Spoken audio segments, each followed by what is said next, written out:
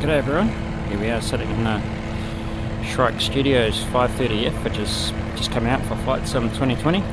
I'm going to try it a little bit different and do picture-in-picture to show the control inputs while I'm flying, and maybe an outside footage as well, so we'll take off.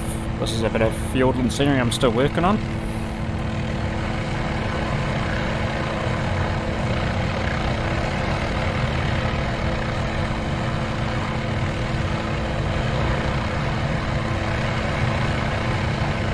Property over there.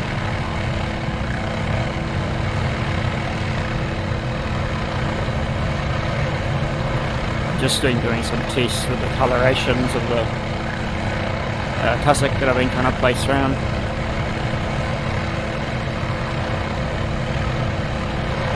I've made a little helipad on the island there just somewhere to start.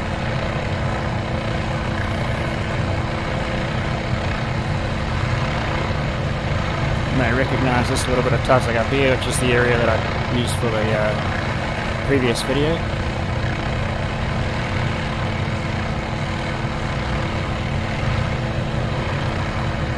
So this chopper, I think I actually do prefer this one over the Sim 500E. There's a few things that are slightly different with the shape of the fuselage and just the overall size of it, but they're pretty subtle. But if you compare the two directly side by side in a sim, which I have done, yeah, there's definitely some slight differences.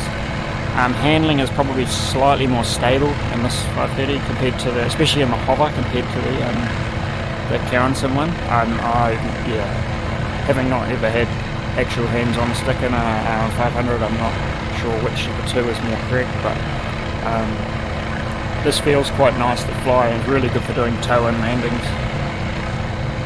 Just tow in here if we can.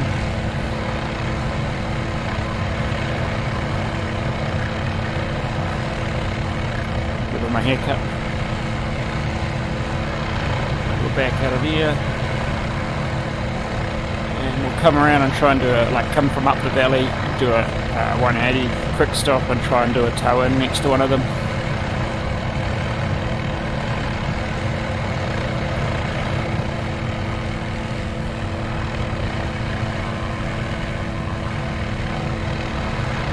Where are they? Using the height here to lose a bit of speed.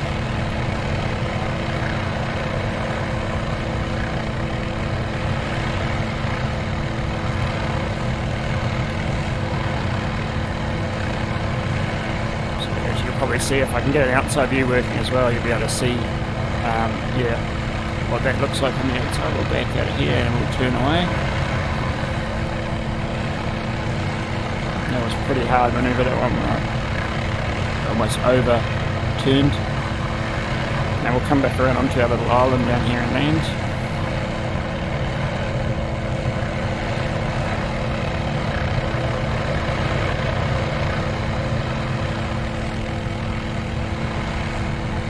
The trick is to try and keep the descent rate going all the way down to the spot. That's what I found. It's tricky. Some of these, they balloon up quite easily.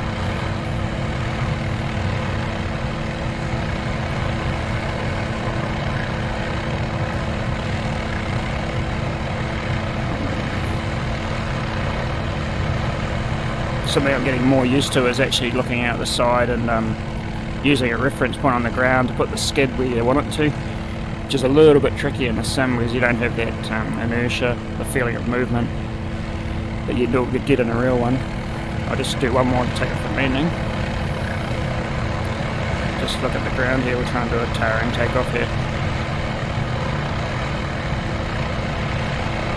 So it starts to get a little bit wobbly. This is where a really, really high frame rate does help.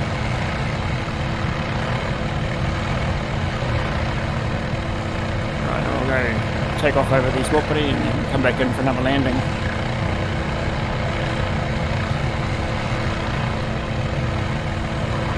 And you'll notice I've got no springs in my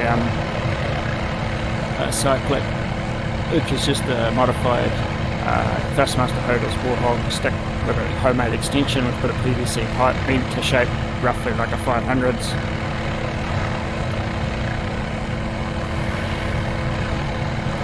Come around this way.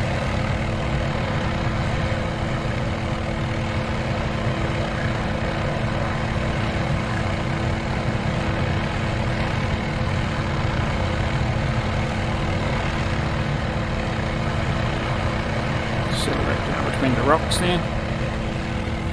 And yeah, we'll call that it for this one. It was just a quick, short demonstration, but yeah, overall I really enjoyed it. If you like the 500, you definitely will enjoy flying the 530 in the sim. I'll have to try some auto rotations and stuff, which I haven't actually tested on this yet, and some other more advanced check and looks at the different parts of how it operates.